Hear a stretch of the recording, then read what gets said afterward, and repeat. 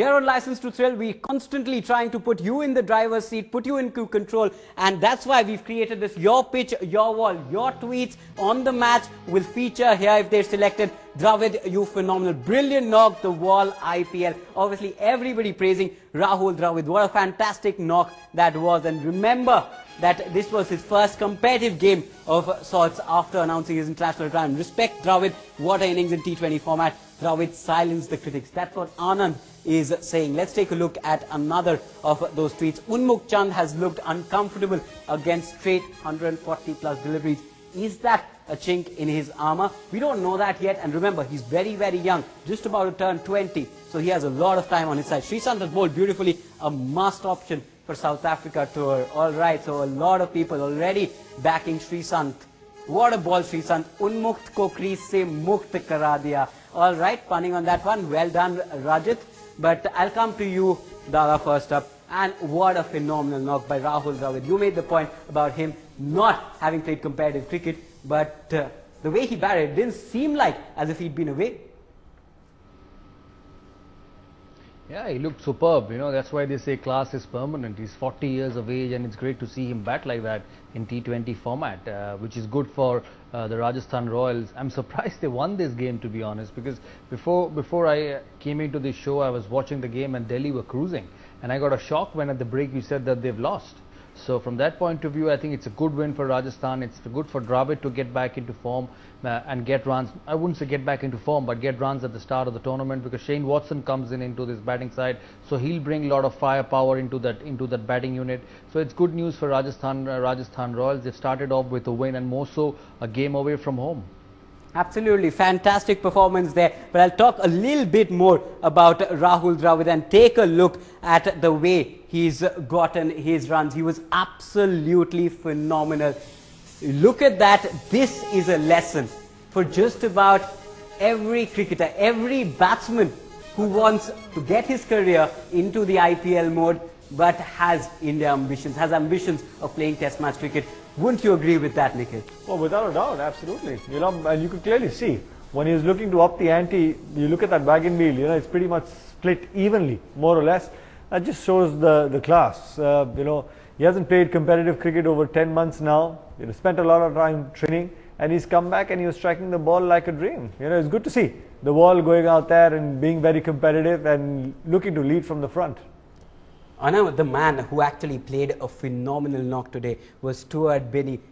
40 runs, 20 balls, and he basically ensured that Rajasthan posted a total that Delhi would have trouble chasing. Yeah, absolutely. I agree with you that he gave the team that push. Yes, Dravid got a 60, but it was a 51 deliveries. It was a very good knock, but the impetus came from Stuart Binney, who gave this push to this batting. But I still thought 165 was a score which is gettable at Feroz Shah Kotla, because the sides are pretty small, and Nikhil will say that the straight boundaries are not big at all.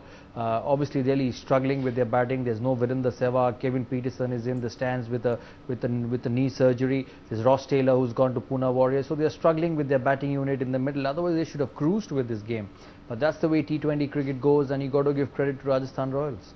You had the game in the bag. You know, what, 8-9 to get of the last 6 deliveries, wickets in hand.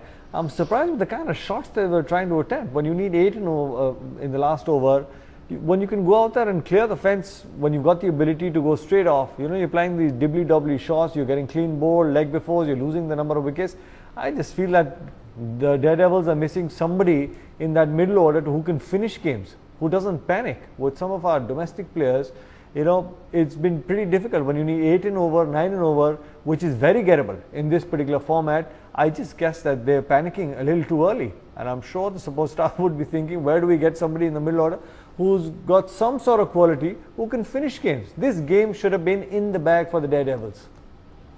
Right. Also, the fact that, you know, if you had to talk about this game, you'd say, who was the standout bowler?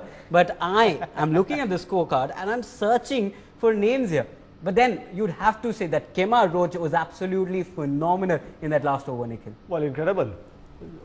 You know, the way you can go out there and restrict that 8 runs, it makes a big difference. You know, when it just goes to show the ability of bowler. He gets things right, the young West Indian fast bowler, and he got them on the spot. The Yorkers and the full pitch deliveries, the leg before, the clean bowls, and you're trying to play that paddle sweep. So, you know, I guess the batsman missed and he was hitting. Yeah, absolutely, he certainly was, and he wasn't even Kemar Roach for that matter. It was Cooper. But yeah, it was Kevin Cooper. Nikhil obviously trying to ensure that he doesn't pull me on screen, but well, sorry for that slip of tongue, but fantastic bowling there at the end. But Dada, the road gets more difficult for Delhi now. Even though Virendra Sehwag will be back, they're 2 games, 2 losses, bottom of the table now. Absolutely. When you lose 2 back-to-back games, it gets difficult. But it's still early part of the series for early part of the tournament for all the teams. So Delhi can still come back from here, but they'll have to play a lot better.